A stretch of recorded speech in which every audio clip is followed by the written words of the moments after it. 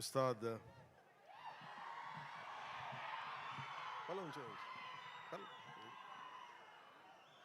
Ustaad Bhagat Singh pre release వేడుకలకి వచ్చిన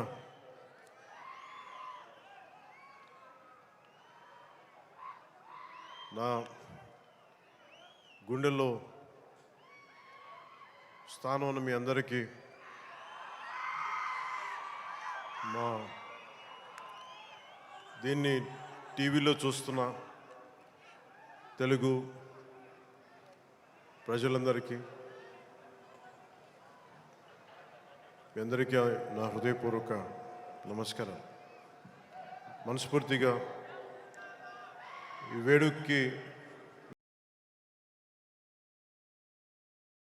మీ ఆశీర్వాదాలు ఇవ్వడానికి, మీ బ్లెస్సింగ్స్ చెప్పడానికి ఇక్కడికి వచ్చినందుకు మీ అందరికీ నా ధన్యవాదాలు తెలియజేసుకుంటాను.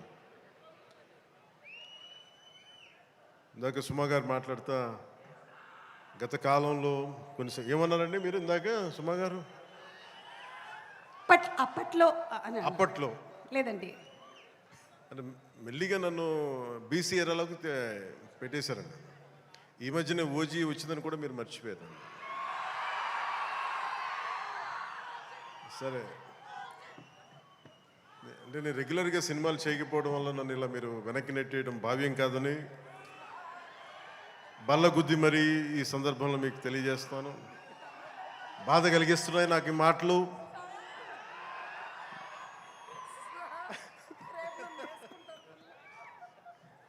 సరదాగా సినిమా నాకు చాలా ఇష్టమైంది. నాకు అన్నం పెట్టిన సినిమా, ఈరోజు ప్రజలకు సేవ చేసే గుర్తింపునిచ్చిన సినిమా. అందుకే నా నిర్మాతలు బాగుండాలని కోరుకుంటాను. సినిమా కోసం ఉత్సాహంతో వచ్చే నా అభిమానులు ఆనందం కలగాలని కోరుకుంటాను. ఎప్పుడు సినిమా ఎలా ఆడాలి, ఎంత బాగా ఆడాలి నాకు తెలియదు. ఎప్పుడు సినిమా రిలీజ్ అయినప్పుడు కలెక్షన్స్ ఎంత ఇప్పుడు అడగలేదు, నాకు తెలియదు ఆ సంగతి. అలాగే నాకు ఏ సినిమా బాగుండాలని కోరుకుంటాను. నేను ఎప్పుడు తెలుగు సినిమా, తమిళ సినిమా ఇలా చూడండి.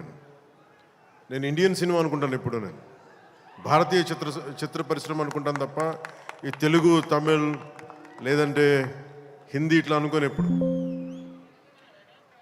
అలాంటి తెలుగు చిత్ర పరిశ్రమ ఈరోజు భారతదేశంలో ప్రపంచవ్యాప్తంగా అది ఆస్కర్ దాకెళ్ళి, ఇది మన తెలుగు చిత్ర పరిశ్రమ తాలూకు గ్రేటెస్ట్ అచీవ్మెంట్ అది. అలాంటి తెలుగు చిత్ర పరిశ్రమలో నాకు చిన్నపాటి భాగస్వామ్యం ఉన్నందుకు చాలా ఆనందంగా ఉంటుంది. ఎప్పుడు నా నిర్మాతలు బాగుండాలని కోరుకుంటాను. నా దర్శకులు, నా రైటర్స్, వాళ్ళు రాసిన కథని నేను ఎంత బాగా చేయాలని అనుక్షణం తపన పెడతాను. కానీ రిజల్ట్స్ ఎప్పుడు మన చేతిలో ఉండవు. ఒకసారి నేను ఎప్పుడు సినిమాలు నాకు ఎప్పుడు పదే చాలా సందర్భాలు చెప్తూ ఉంటాను. నా వరకు ఒకే ఒక హీరో, అది మెగాస్టార్ చిరంజీవి గారు. సో ఎవరైనా నన్ను మెచ్చుకుంటా ఉంటే నాకు అంటే మన హరీష్ అన్నారు చిరంజీవి గారిని పిలవాలి అని మాట్లాడుతాను, ఆయన ఫంక్షన్ పిలవాలి అది అంటే చెప్పాను. మీకు హీరో కావాలి అంటే నన్ను పిలవండి, మీకు తమ్ముడు కావాలంటే చిరంజీవి గారిని పిలవండి. చిరంజీవి గారు పక్కన ఉంటే ఏమైపోతుందంటే నేను హీరో అన్న సంగతి మర్చిపోతాను. నాకు ఏం మాట్లాడాలో కూడా తెలియదు నాకు ఒక్కసారి. అలాంటిది అన్నయ్య చిరంజీవి గారు మనస్ఫూర్తిగా ఈరోజు ఉస్తాద్ భగత్ సింగ్ ట్రైలర్ చూసి ఆయన ట్వీట్ చేసింది ఇందాకే చూపించారు. ఇందాక నాకు అన్నయ్య చిరంజీవి గారికి మనస్ఫూర్తిగా నా ధన్యవాదాలు తెలుపుతున్నాను. అలాగే మన రామ్ చరణ్,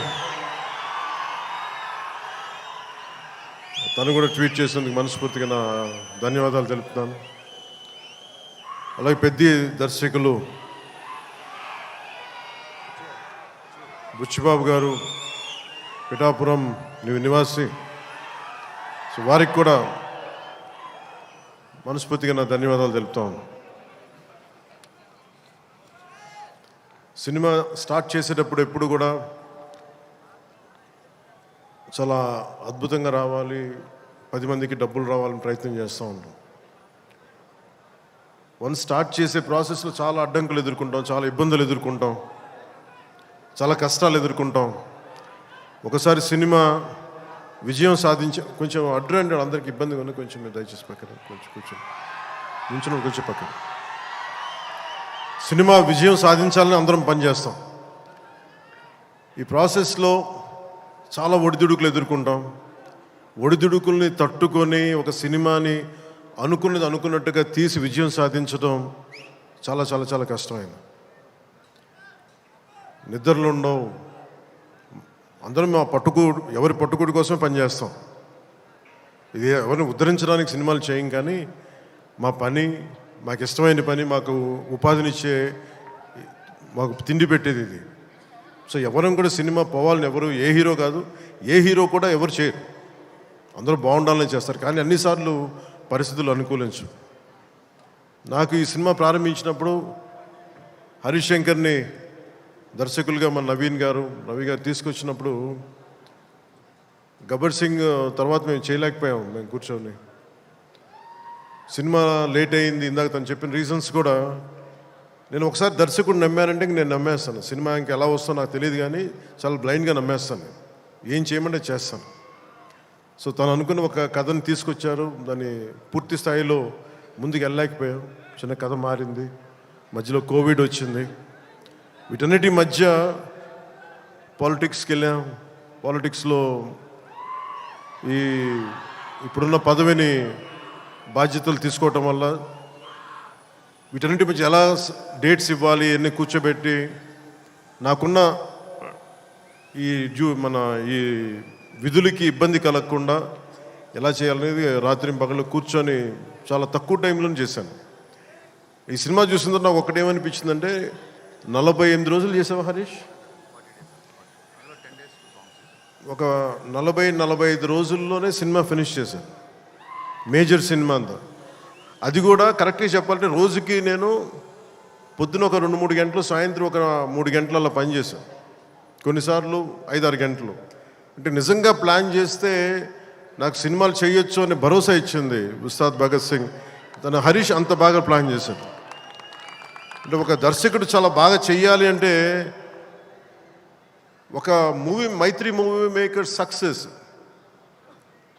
వాళ్ళు తీస్తున్న వరుస విజయాలు కావచ్చు, పుష్ప కావచ్చు, రేపొద్దున్న పెద్ది కావచ్చు, అంతకుముందు తీసిన దూకుడు కూడా మీదే కదా, జనతా గ్యారేజ్ కానీ, శ్రీమంతుడు కానీ, సినిమాలంటే ఒక నిర్మాణ సంస్థకి ఇన్ని విజయాలు ఎందుకు వస్తాయి? అది కాకతాళీయంగానో చాలా యాక్సిడెంట్గా జరగవు. They must be great thought behind it, great effort behind it. అందుకని వీళ్ళకి విజయాలు వస్తున్నాయి అంటే వాళ్ళు ఎంత కష్టపడతారని నాకు ఈ సినిమా చూశాక నాకు అర్థమైంది. మనస్ఫూర్తిగా అలాంటి మైత్రి నిర్మాణ సంస్థలో నాకు అవకాశం వచ్చింది. మనస్ఫూర్తిగా వారికి నా ధన్యవాదాలు తెలియజేసుకున్నాను. సార్, నేను పాలిటిక్స్లో మాట్లాడలేకపోతున్నాను, కొంచెం భరించాను.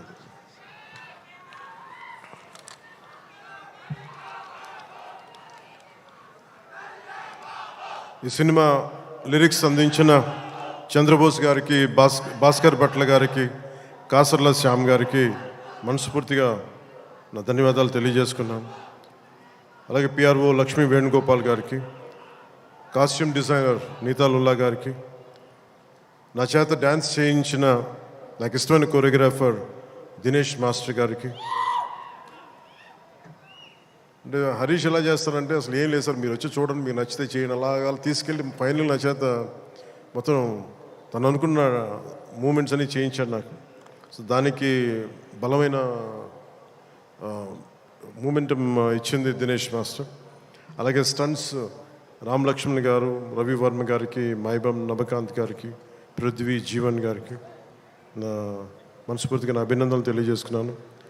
ఈ సినిమాకి అడిషనల్ స్క్రీన్ ప్లే రాసిన రమేష్ రెడ్డి గారికి, ఈ సినిమా ఆగిన సినిమా ఇంత ఫాస్ట్గా మళ్ళీ రావడానికి చాలా ముఖ్య పాత్ర వహించిన దర్శకులు, screen play writer K Dashrath గారికి, ఎడిటింగ్ చేసిన కార్తిక్ శ్రీనివాస్ గారికి, అలాగే ప్రొడక్షన్ డిజైనర్ ఆనంద్ సాయ్, నా స్నేహితుడు. తను చిన్నప్పుడు మేమిద్దరం చెన్నైలో పెరిగిన వాళ్ళం. ఈరోజు మీకు అర్థమవుతుంది సినిమా చూసిన తర్వాత ఒక ప్రొడక్షన్ డిజైన్, తన సెట్ డిజైనింగ్ ఏ స్థాయిలో ఉందనేది ఒక అత్యంత అద్భుతంగా తీర్చిదిద్దారు ఆనంద్ సాయి గారు. వారికి మనస్ఫూర్తిగా నా అభినందనలు. ఈ 2 పాటల్ని ప్రత్యేకి మన కెమెరామెన్ ఆయనంక బోస్ గారికి చాలా బ్యూటిఫుల్ ఫోటోగ్రఫీ చేశారు. అలాగే ఈ 2 పాటల్ని, ఇప్పుడు కనిపించే 2 పాటల్ని రవి వర్మన్ గారు చేశారు. వారికి కూడా వారి అద్భుతమైన ఫోటోగ్రఫీ, వారికి కూడా నా అభినందనలు తెలియజేస్తాను. దేవిశ్రీ లేకుండా, దేవిప్రసాద్ లేకుండా సినిమాకి ఈ స్థాయి ఊపొచ్చిండేది కాదు. ఆయన సంగీతం దేశం మొత్తం అందరినీ ఊపుతూ ఉంటుంది. అలాగే దేవిప్రసాద్ గారి మొదటి ప్రైవేట్ ఆల్బమ్, ఫస్ట్ ఆయన సినిమాలోకి రాకముందు వీడియో ఆల్బమ్, మ్యూజిక్ ఆల్బమ్ని నేనే రిలీజ్ చేశాను. అప్పుడు నా మొదటి 2-3 సినిమాల మధ్యలో ఆయన అసోసియేషన్ లాగా కంటిన్యూ అవటం మనస్ఫూర్తిగా వారికి నా అభినందనలు తెలియజేస్తున్నాను. అలాగే background score, OG background score తోటి, సాంగ్స్ తోటి ఇచ్చిన తమన్కి చాలా తక్కువ సమయంలో దేవి గారు బిజీగా ఉండటం వల్ల ఆ బాధ్యతల్ని, ఆ బరువుని భుజం మీద తీసుకుని తమన్ గారికి మనస్ఫూర్తిగా నా ధన్యవాదాలు తెలుపుకుంటా ఉన్నాను. ఎగ్జిక్యూటివ్ ప్రొడ్యూసర్ రావిపాటి చంద్రశేఖర్ గారికి, దినేష్ గారికి, అలాగే CEO చెర్రీ గారికి మనస్ఫూర్తిగా నా ధన్యవాదాలు తెలుపుకుంటున్నాను. శ్రీలీల గారికి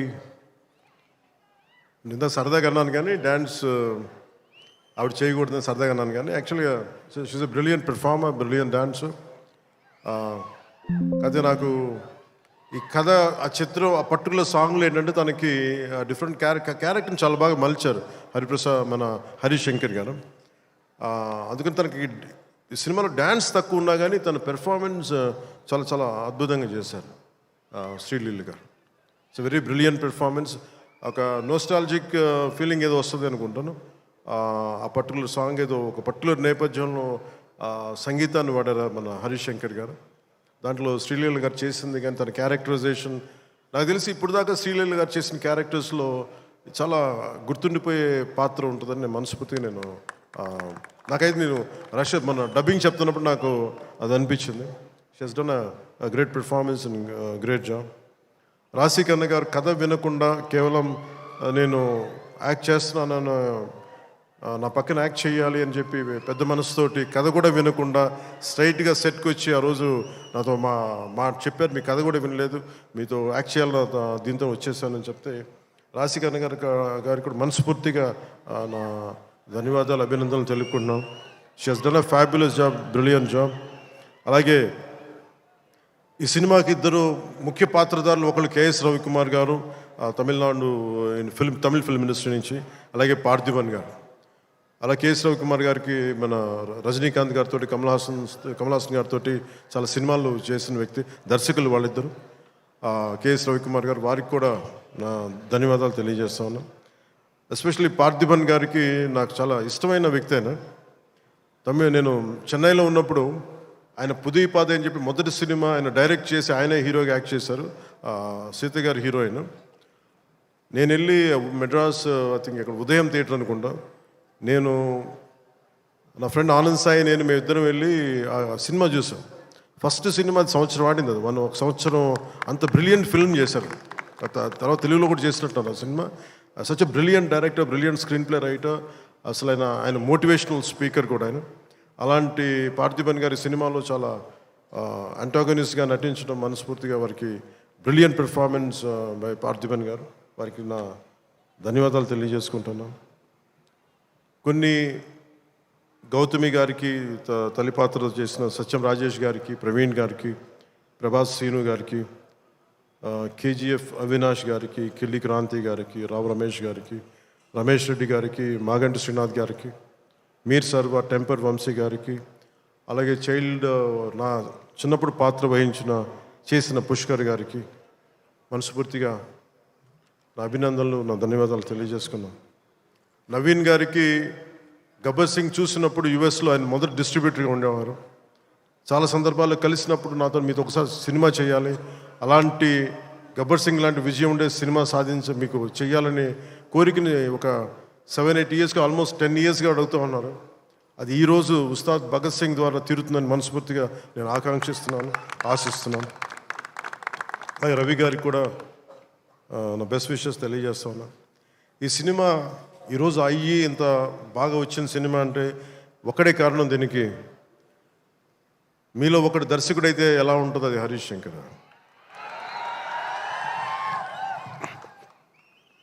అంటే హరీష్ గురించి చెప్పాలి అంటే తెలుగు చిత్ర పరిశ్రమకి ప్రాంతీయత, కులాలు ఇవేమి ఉండవు. ఈరోజు మన తెలంగాణ నేల నుంచి వచ్చినవాడు, కరీంనగర్ నుంచి వచ్చినాడు. మరి సినిమాని మనకి దీనికి ఎల్లలు ఉండవు, హద్దులు ఉండవు. దీనికి ఆ సినిమానా ఈ సినిమానా అని కాదు, ఇది మన సినిమా. ఇది మన దేశపు సినిమా, మన నేల సినిమా, మన నేల నుంచి పుట్టిన దర్శకుడు.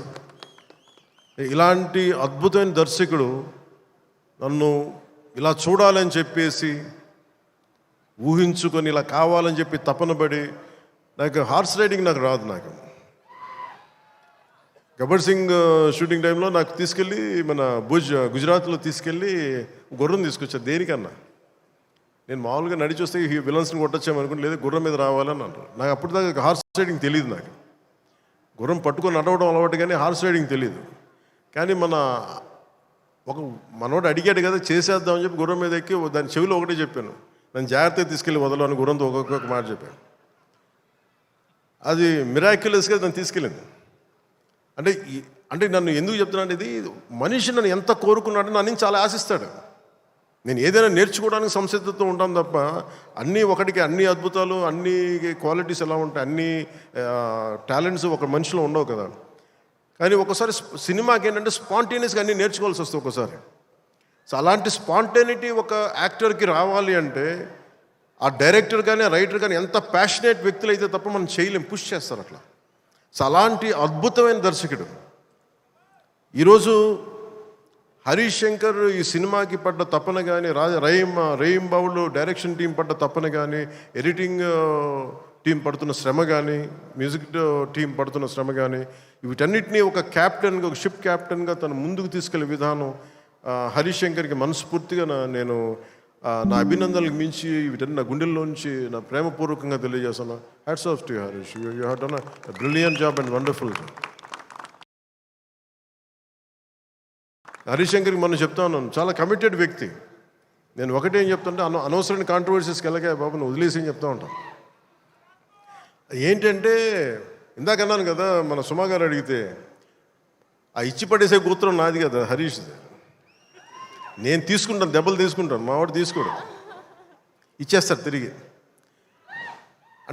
అంటే ఇలాంటి వాడు నా ఉద్దేశంలో ఈ రోజున ఒక రోజున మన తెలంగాణ నేలకి పనిచేస్తాడు, మన భారతదేశానికి కూడా పనిచేస్తాడు. అంత సత్తా ఉన్నాడు, చాలా పాండిత్యం ఉన్నవాడు, గొప్ప dialogue writer, story writer, and amazing director. అలాంటి డైరెక్టర్ నన్ను ఊహించుకొని నేను చాలా చేయలేను, నాకు నేనుగా నేను ఊహించుకోలేను నేను నా గురించి.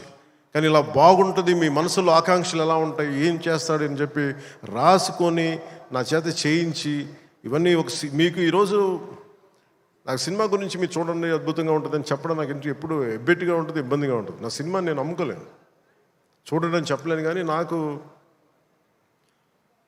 సినిమా డబ్బింగ్ అప్పుడు చూస్తాను, లేదంటే నేను టెక్నికల్ ఆస్పెక్ట్స్ చూసేటప్పుడు ఉండేది. కానీ ఈ సినిమాను చూస్తున్నప్పుడు ఖచ్చితంగా గబ్బర్ సింగ్ తర్వాత అలాంటి విజయం సాధించాలనేది మీ అందరి ఆశయాలతో ఖచ్చితంగా అది గబ్బర్ సింగ్ అంత విజయం సాధిస్తానని చెప్పి నేను మనస్ఫూర్తిగా నేను కోరుకుంటున్నాను, అభిలాషిస్తున్నాను. కాదు ఇది నేను ఎక్కువ ఎందుకు చెప్పట్లేదంటే, ఫైనల్ వర్డిక్ట్ ఎప్పుడు ప్రజలదే, అభిమానులది, తెలుగు ప్రేక్షకులది. మీరు ఏం నిర్ణయిస్తారో ఇది మీ చేతిలో ఉంది. కానీ మా నుంచి తప్పు లేకుండా అయితే సినిమా చేశాం. ఒక యాక్టర్గా నేను కావచ్చు, టెక్నీషియన్స్గా కావచ్చు, హరీష్ శంకర్ స్క్రీన్ ప్లే కావచ్చు, నిర్మాతల తాలూకు ప్రొడక్షన్ వాల్యూస్ కావచ్చు, టెక్నికల్ ఎఫర్ట్స్ కావచ్చు, నాతో పాటు యాక్ట్ చేసిన నటీనటులు కావచ్చు, మేము మా జాబ్ చాలా బ్రిలియంట్గా చేసాం, బెస్ట్ ఎఫర్ట్స్ పెట్టాం ఇన్ గివెన్ సర్కమ్స్టాన్సెస్. ఇది గబ్బర్ సింగ్ అంత విజయం సాధించాలని మనస్ఫూర్తిగా నేను కోరుకుంటున్నాను. సినిమా కూడా చాలా ఎంగేజింగ్గా ఉంది, ఎంటర్టైనింగ్గా ఉంది అనిపించింది నాకు చూస్తూ ఉంటే. సో ఇది ఒక మాస్ ఎంటర్టైనర్ గాను, లేదంటే మీరు ఎలా చూస్తారు మీరు, నేను కూడా 19th ఉగాది రోజున మీరు ఎలాంటి తీర్పునిస్తారు, మీకు ఎలా నచ్చదు నేను కూడా ఎదురు చూస్తా ఉన్నాను.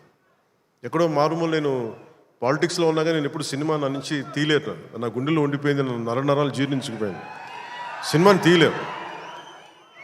ఇందాక హరీష్ చెప్తున్నట్టుగా ఒక పాటలు కానీ సాహిత్యం కానీ వింటూ ఉంటాం. అలాగే ఒక మంచి సినిమా, ఒక మంచి కథ, మనం చాలా లోలో ఉన్నప్పుడు ఒక సినిమా చూడగానే, ఒక సన్నివేశం చూడగానే మళ్ళీ జీవితం మీద మళ్ళీ మనకు ఆశ వచ్చి ముందుకెళ్తాం. చాలాసార్లు ఎన్ని ఇబ్బందులున్నా ఓటములు తట్టుకుని ఒకసారి సినిమా అనేది మనకి అబ్రాడ్లాగా పార్కులు ఉండవు, మనకి చిన్న చిన్న ఇళ్ల మధ్యలో ఉండవు, రోడ్ల మీద నడవడానికి సరైన పేవ్మెంట్స్ ఉండవు.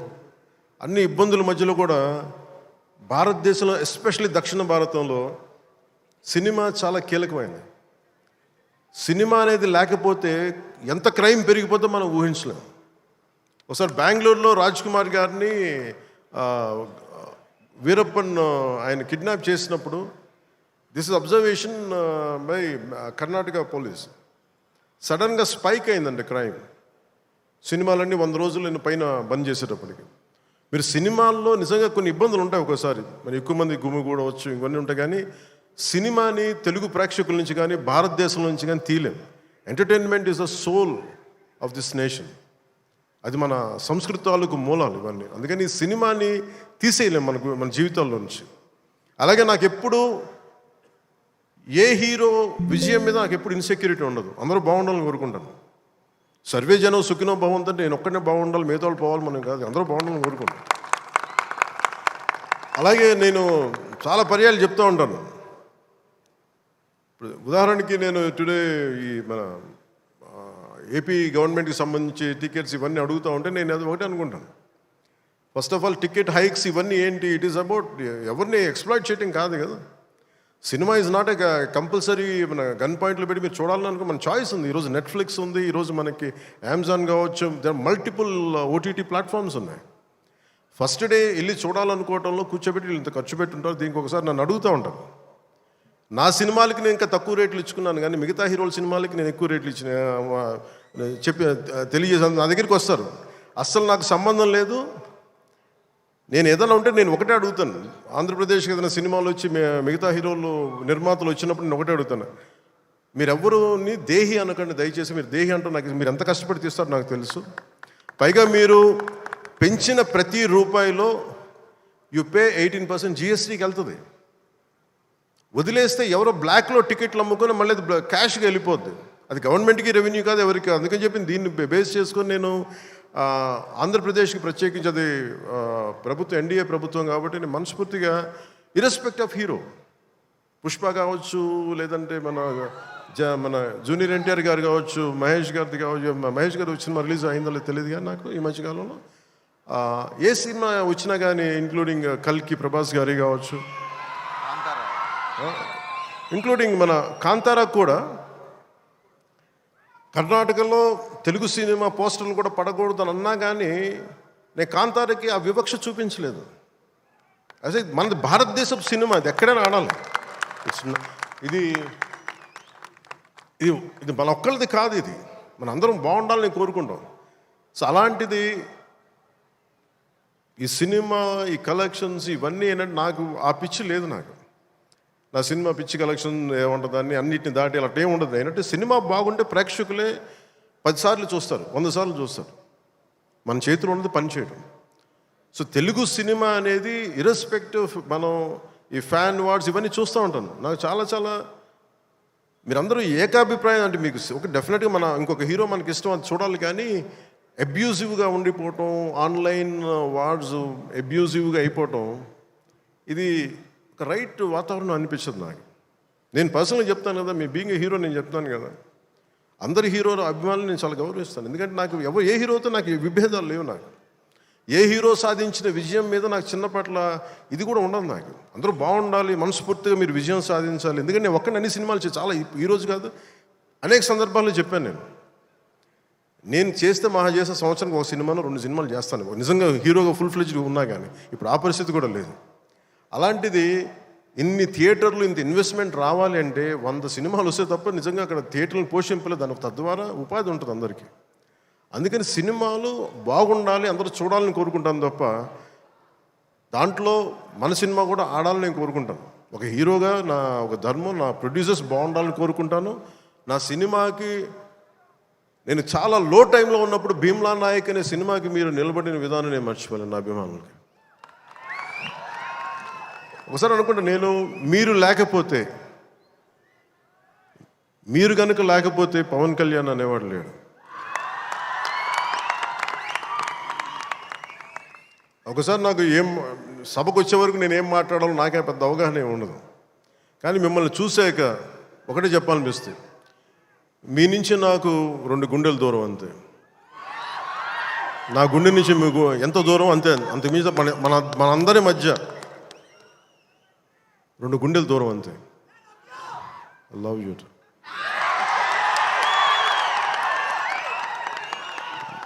నేను సినిమా చేసినప్పుడు ఒకటే కోరుకుంటా, మీకు పవన్ కళ్యాణ్ సినిమా చూసినప్పుడు ఎలా ఉండాలి అని కోరుకుంటానంటే ఎంటర్టైన్మెంట్ ఉండాలి. ఆర్ట్ సినిమాలో ఉండకూడదు, కొంచెం ఎంటర్టైన్మెంట్ ఉండాలి, చిన్న ఉత్సాహం రావాలి, చిన్నపాటి సామాజిక అవగాహన స్పృహ ఉండాలి, దేశం మీద చిన్నపాటి భక్తి ఉండాలి, భక్తి పెంపొందించేలా ఉండాలి.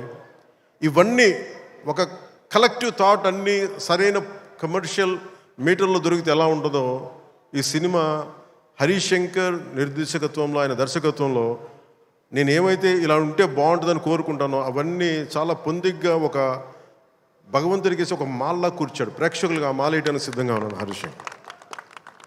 మీరు this film will definitely I think entertain you.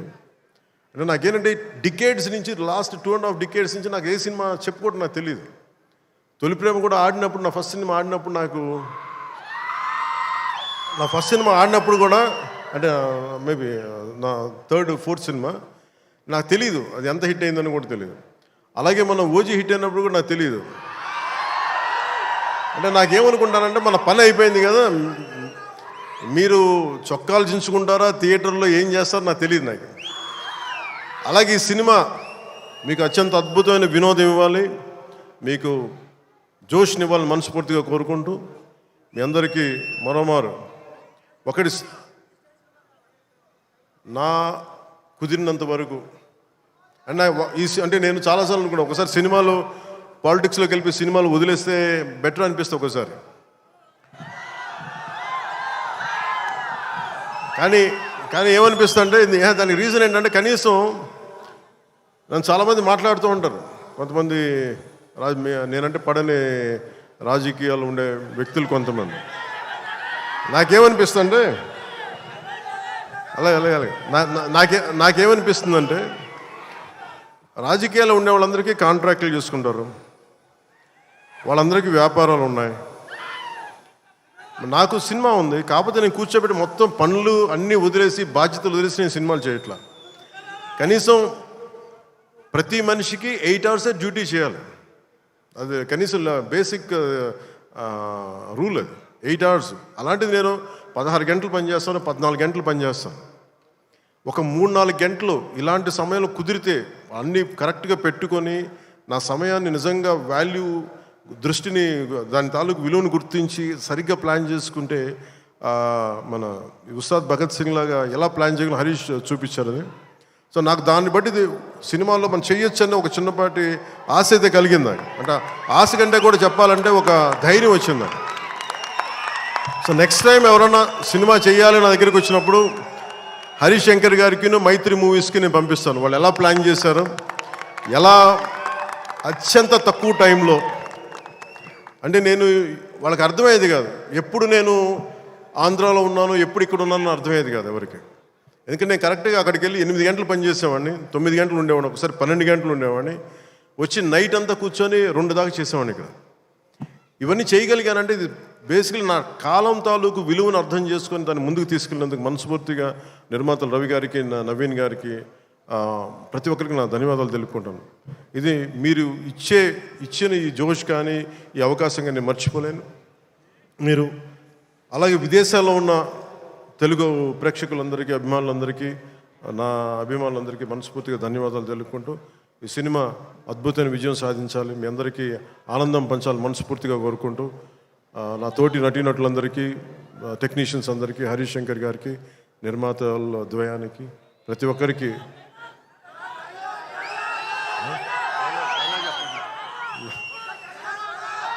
నా ధన్యవాదాలు తెలుపుకుంటున్నాను.